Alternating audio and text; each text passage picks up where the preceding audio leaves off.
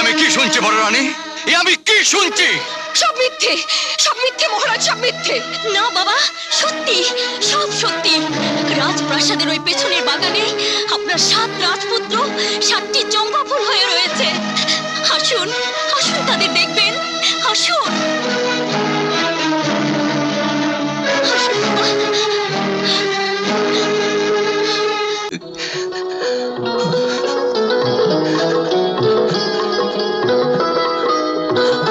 আয় বাবা, আমার বুকে আয়।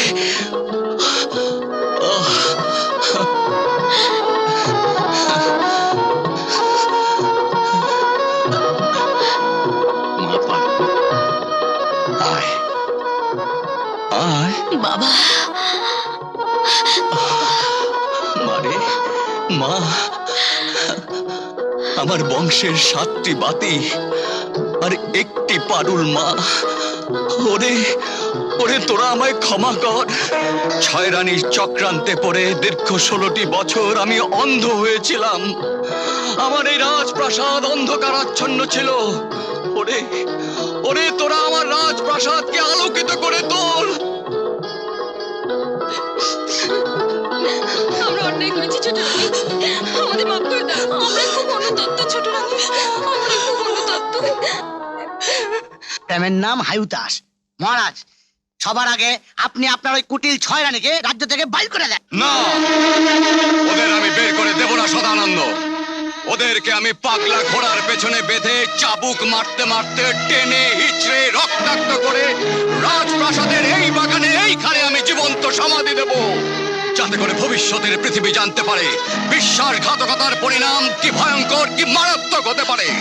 এই, কে আছিস? না না মহারাজ, আজ আজ আমি আমার 8টি সন্তানকে ফিরে পেয়েছি, আপনাকে ফিরে পেয়েছি। আমার আমার এই খুশির দিনে আপনি নিষ্ঠুর হবেন না। আপনি আপনি ওদের ক্ষমা করে দিন, ফিরিয়ে নিন আপনার আদেশ। বেশ, তোমার অনুরোধেই আমি ওদের প্রাণ ভিক্ষা দিলাম, কিন্তু ওরা আর কোনো অবস্থাতেই রাজপ্রাসাদে বসবাস করতে পারবে না। সদানন্দ, মহারাজ, ওদের জন্য নদীর ধারে একটি মহল তৈরির বন্দোবস্ত কর। ওরা সেখানেই থাকবে। আমি কিন্তু সেই মহলের কোতোয়াল হব, তারপর দেখবো কত ধানে কত চাল। না না না মহারাজ, এই কাজ ওনারে দিয়ে হইবে না। এই কাজ করবে ভীম সিং ভীমা, যে রোজ খায় একটা করে দত্তের কিমা। আমার কয়েকটি আর্জি আছে মহারাজ। বলো। এই সওদাগর পুত্র না থাকলে আজ আমি কিছুতেই আমার সন্তানদের এবং আপনাকে ফিরে পেতাম না। আমাদের পারুল তাকেই মন দিয়েছে। আপনি আপনি ওদের বিয়ের ব্যবস্থা করুন। আমি তোমার গুণে মুগ্ধ হয়েছে যুবক, কিন্তু তোমার দানের প্রতিদান কি আমি দেব? সমস্ত রাজ্যপাট সেও যে তুচ্ছ। মহারাজ, আমি আমার কর্তব্য করেছি। সত্য ন্যায় প্রতিষ্ঠার জন্য অন্যায়ের বিরুদ্ধে সংগ্রাম করেছি মাত্র। তাই তোমার হাতে আমি আমার এক অমূল্য সম্পদ তুলে দিতে চাই। আয় মা,